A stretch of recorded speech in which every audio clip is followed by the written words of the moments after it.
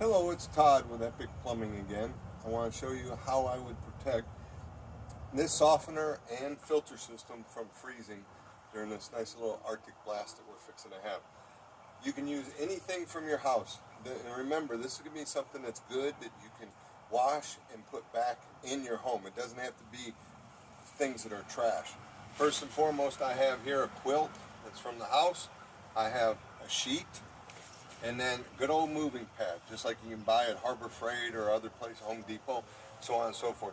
What you want to do is cover everything up. You're basically putting a blanket over your softener.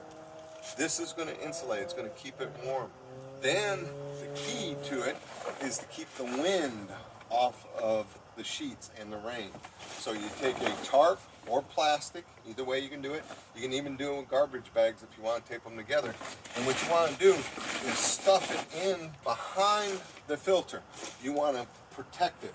You want this in all the way up to the brick or siding of your home so that the wind doesn't get behind it. If the wind gets behind it, you're defeating the purpose. You want to stop the wind. So basically, we put a blanket over the top of this softener.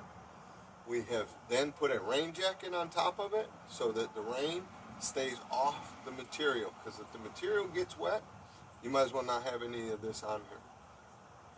After that, put something on this to keep it from blowing away. You can use something as simple as a ladder like this. You can lay it across the bottom. You can lean it up against here. Just several ladders if you have them. The other thing that I like to do is I take the garden hose and just simply spread the garden hose over the top of it and let it hang and support. Just hang off the top of the softener and it will keep the wind from blowing it away. If you want, you can use string, rope, any of those different ways.